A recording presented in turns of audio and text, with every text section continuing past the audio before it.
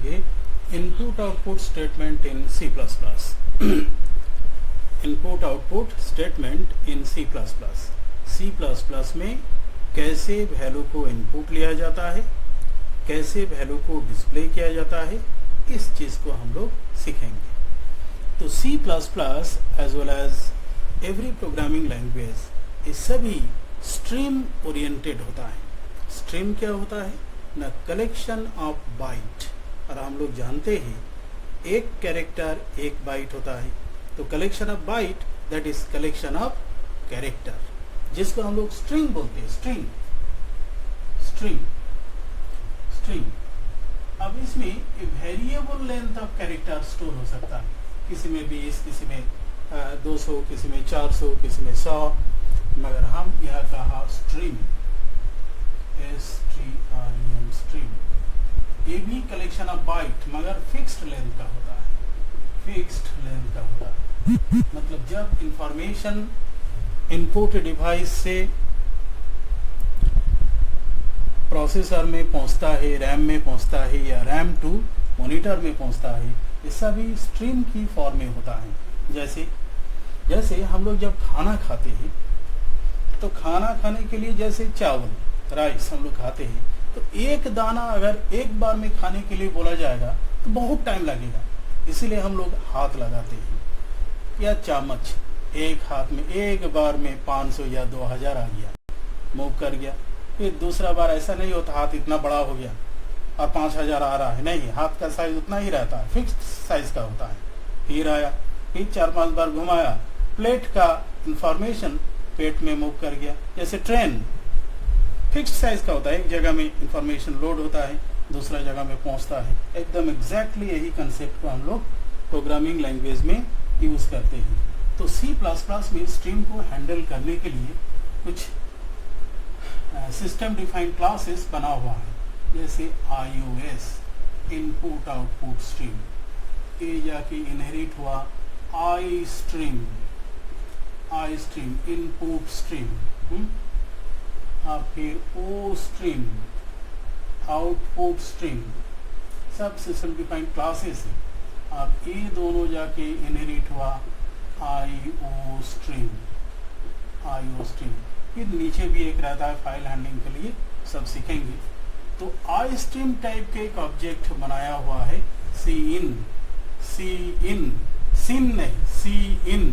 Console input, और IO stream type का एक Cout कंसोल आउटपुट। यही दो ऑब्जेक्ट को यूज करके हम लोग सी प्लस प्लस में इनपुट आउटपुट लेते हैं। जैसे एक्चुअली अगर हम लोग देखेंगे तो रैम या हार्ड डिस्क हो या मॉनिटर हो,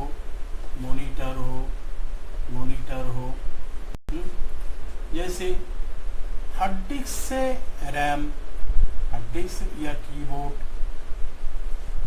कीबोर्ड से रैम में आता है इंफॉर्मेशन, हार्ड डिस्क से भी आ सकता है।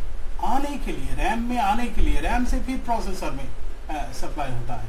ये आई स्ट्रीम इनपुट स्ट्रीम ये काम कर सकता है, ये भी इनपुट स्ट्रीम ये काम कर सकता है। फिर रैम टू मॉनिटर या रैम टू हार्ड डिस्क, ये O स्ट्रीम आउटपुट स्ट्रीम ये काम कर सकता है, O स्ट्रीम आउटपुट स्ट्रीम ये काम कर सकता है। मगर यह फाइल बना के स्टोर होता है, इसीलिए OF स्ट्रीम IF स्ट्रीम ये सब स्ट्रीम यूज होता है। मगर मॉनिटर में भेजने के लिए O स्ट्रीम, कीबोर्ड से रैम में लाने के लिए I स्ट्रीम, ये सब कंसेप्ट यूज होता है। तो जो भी है, अब हम लोग देखेंगे सबसे पहले इनपुट स्टेटमेंट। इनपुट स्टेटमेंट, तो इनपुट स्टेटमेंट को लेने के लिए इसी ऑब्जेक्ट को हम लोग यूज करते हैं। CIN, यहाँ पर लिखते हैं variable, semicolon. CIN console in, CIN normally keyboard को रिप्रेजेंट करता है, और इसको बोलते हैं हम लोग गेट फ्रॉम ऑपरेटर। या एक्सट्रैक्शन ऑपरेटर और यहाँ पर वेरिएबल, मतलब क्या, variable get values from keyboard. तो कीबोर्ड से जब हम लोग वैल्यू को टाइप करते हैं तो कीबोर्ड से बाहर की तरफ जाता है, इसलिए एरो का फेस बाहर की तरफ होगा और इस वेरिएबल में जाके स्टोर होगा। जैसे अगर हम लिखते हैं integer a, float B, double C, तो तीनों को वैल्यू डालने के लिए सी इन ए ऐसे लिख सकते हैं, सी इन बी ऐसे लिख सकते हैं, सी इन सी ऐसे लिख सकते हैं, तीनों को एक साथ भी लिख सकते हैं, सी इन ए बी सी। कीबोर्ड से वैल्यू टाइप करना है, पहला वैल्यू ए में, दूसरा वैल्यू बी में, तीसरा वैल्यू सी में, और यह वैल्यू सेपरेटर होता है, वैल्यू सेपरेटर स्पेस होता है, स्पेस। स्कैनएप में भी स्पेस होता है डिफॉल्ट वैल्यू सेपरेटर, और यह भी डिफॉल्ट वैल्यू सेपरेटर स्पेस होता है। फिर हम लोग ऐसा भी बोल सकते हैं, स्कैनएप से भी हम वैल्यू इनपुट ले सकते हैं, क्योंकि सी में जितना फंक्शन है वो सभी C++ का फंक्शन है, मगर ये सीन के थ्रू, सीन एक जेनेरिक ऑब्जेक्ट है, किसी भी टाइप का वैल्यू को भी इनपुट ले सकता है। यह कोई कन्वर्शन कैरेक्टर की जरूरत नहीं है, क्योंकि सी में जेनेरिक फॉर्म नहीं है। C++ में सीन के थ्रू वैल्यू इनपुट लेने का जो टेक्निक है ये जेनेरिक फॉर्म है। सभी टाइप का वेरिएबल में वैल्यू डालने का जो तरीका है वो सेम होता है, किसी के लिए अलग नहीं होता है। वो इंटीजर हो, short integer, long integer, double, float, किसी भी टाइप का वेरिएबल में वैल्यू डालने का तरीका सेम होता है। सी इन एक ऑब्जेक्ट है और ये एक ऑपरेटर है, मगर ये overloaded, right shift operator overloaded form में रहता है, जिसको गेट फ्रॉम ऑपरेटर बोलते हैं, और यहाँ पर वेरिएबल्स का नाम लिखना होता है।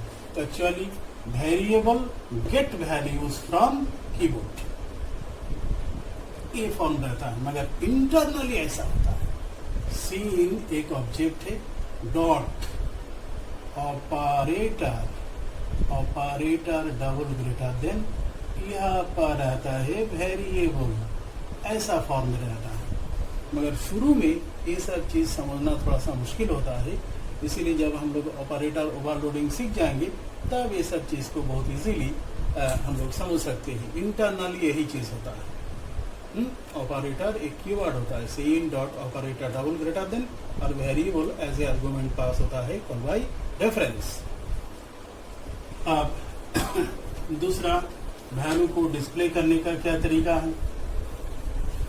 वैल्यू को डिस्प्ले करने का क्या तरीका है, मगर यह एक चीज छूट रहा है। सी इन जब हम लोग लेते हैं वेरिएबल ए, तो सी इन का मतलब क्या? कीबोर्ड। तो कीबोर्ड से जैसे वैल्यू टाइप करते हैं तो मॉनिटर में वो दिखता है, और मॉनिटर को ही हम लोग बोलते हैं कंसोल से आता है कौन, मॉनिटर में जो वैल्यू दिखा वो अगर करेक्ट वैल्यू हुआ तो इंटर डालते हैं तो वेरिएबल में आके वैल्यू स्टोर होता है, इसीलिए क्या कंसोल से इनपुट बोलते हैं, console input, C for console input, console में जो दिखा वही जाके वेरिएबल में इनपुट होता है, इसलिए हम लोग ऐसा बोलते हैं कंसोल इनपुट। अब चलते हैं आउटपुट स्टेटमेंट। तो आउटपुट स्टेटमेंट को हैंडल करने के लिए सी आउट, कंसोल आउटपुट कैसे हो रहा है? सी आउट, यहाँ पर हम लोग वेरिएबल भी लिखते हैं और मैसेज भी लिखते हैं। सी आउट ये मॉनिटर को इंडिकेट करता है, मॉनिटर, और इसको बोलते हैं पुट टू ऑपरेटर या इंसर्शन ऑपरेटर, और ये होता है वेरिएबल। वेरिएबल्स का वैल्यू को पुट मतलब प्रिंट करो टू मॉनिटर, वेरिएबल का वैल्यू को पुट करो, प्रिंट करो टू मॉनिटर, इंसर्ट करो टू मॉनिटर, इसीलिए वैल्यू का फ्लो वेरिएबल से मॉनिटर की तरफ होता है, इसीलिए एरो का फेस ऐसा होता है। एरो का फेस मॉनिटर की तरफ, जिस तरफ एरो का फ्लो होगा उस तरफ होगा एरो का फेस। जैसे सीन में वेरिएबल की तरफ फ्लो होता है वैल्यू का, इसीलिए वेरिएबल की तरफ होता है। वेरिएबल का वैल्यूज को पुट करो टू मॉनिटर, ऐसे जैसे जैसे हम यहाँ लिखा इंटीजर ए इक्वल टू 25, अगर हम यहाँ लिखा सी आउट ए, तो कर्सर जहाँ पर आएगा, मानो यहीं पर है कर्सर, तो यहीं पर 25 प्रिंट हो जाएगा। 25 यहीं पर प्रिंट होगा। अगर हम ऐसा लिखते हैं, इंटीजर ए में 20, बी में 30 और सी में 40, अब यहाँ पर हम लिखा सी आउट ए को प्रिंट करो, फिर सी आउट बी को प्रिंट करो, फिर सी आउट सी को प्रिंट करो। अगर मॉनिटर ए है, मानो कर्सर यहाँ है, तो सबसे पहले ए का वैल्यू 20 प्रिंट होगा, कोई न्यू लाइन वगैरह नहीं है। फिर बी का वैल्यू 30 प्रिंट होगा, फिर सी का वैल्यू 40 प्रिंट होगा। इस चीज़ को हम ऐसे भी लिख सकते हैं, सी आउट पहले प्रिंट करो ए, फिर प्रिंट करो बी, फिर प्रिंट करो सी, सेम आउटपुट आएगा। मगर यहाँ से पता नहीं चलेगा किसका क्या वैल्यू है, इसलिए इसको लिखने का तरीका थोड़ा सा चेंज करना पड़ेगा। जैसे सबसे पहले हम लिखा सी आउट, न्यू लाइन में आया value of A equal to, A का वैल्यू प्रिंट करो, फिर सी आउट, न्यू लाइन में आया value of B equal to, B का वैल्यू प्रिंट करो, फिर cout value of C equal to, C का वैल्यू प्रिंट किया। अगर ये मॉनिटर है, हम ऊपर में लिख लेते हैं, मान लिया कर्सर यहाँ पर है, सी आउट मॉनिटर में जाओ, लेफ्ट शिफ्ट प्रिंट करो, क्या प्रिंट करो, न्यू लाइन, कर्सर आया नीचे अगला लाइन में। अब क्या प्रिंट करो, value of A equal to सीधा, value of A equal to सीधा, फिर प्रिंट करो ए का वैल्यू, तो ए का वैल्यू 20 का 20 प्रिंट हो गया, खत्म स्टेटमेंट। फिर मॉनिटर में जाओ तो कहा यहीं पर आएगा, जाके प्रिंट करो, क्या प्रिंट करो, न्यू लाइन, कर्सर यहाँ आएगा, value of B equal to, value of B equal to, B का वैल्यू प्रिंट कर दो, कर्सर यहीं पर आएगा, खत्म। फिर प्रिंट करो, मॉनिटर में जाओ, गया, प्रिंट करो, क्या, न्यू लाइन आया, आपके value of C equal to 40 print कर दिया, कर्सर यहाँ रहेगा। ये तीनों लाइन को हम ऐसे भी लिख सकते हैं, cout value of A equal to, A को प्रिंट करो, सेमीकोलन नहीं, सेमीकोलन अगर नहीं लगाया कंटिन्यूएशन, सी आउट नहीं लगाना है, value of B equal to, B का वैल्यू, फिर continuation, value of C equal to, C का वैल्यू सेमीकोलन, बस। ये दोनों स्टेप, ये तीन लाइन और ए सेम है, तो दोनों में कोई डिफरेंस नहीं, सेम आउटपुट आने वाला है। ऐसे हम लोग प्रिंट करते हैं।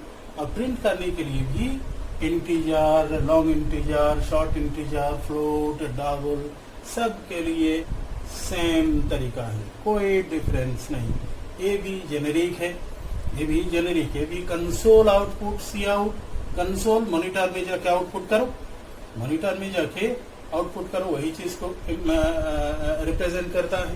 तो सी आउट एक ऑब्जेक्ट है, हम लोग जब ऐसे लिखते हैं सी आउट ए, तो इंटरनल इसका मतलब होता है सी आउट डॉट ऑपरेटर ऐसे भी लिखेंगे तो भी काम करेगा, ऐसे भी लिखेंगे तो भी काम करेगा। इंटरनली यही चीज़ रहता है। तो ऑपरेटर ओवरलोडिंग जब हम लोग पढ़ेंगे तब ये चीज़ हम लोग सीखेंगे। अभी ऐसे ही सीखना है, ठीक।